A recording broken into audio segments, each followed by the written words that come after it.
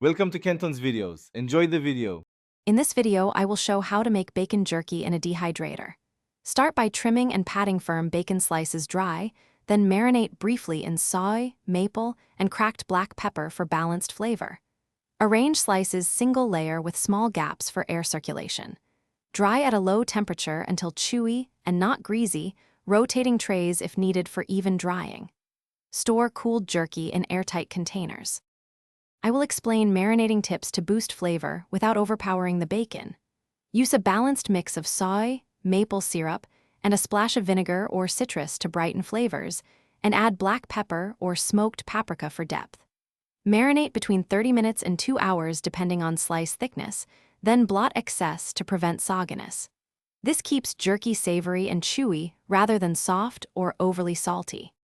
I will help you with drying and safety details so your bacon jerky is delicious and shelf-stable.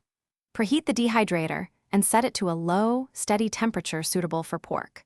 Arrange bacon in single layers and rotate trays if needed to ensure uniform drying. Aim for a chewy, non-greasy texture and always cool fully before sealing to prevent condensation that causes spoilage. Thanks for watching. Consider subscribing if we helped you.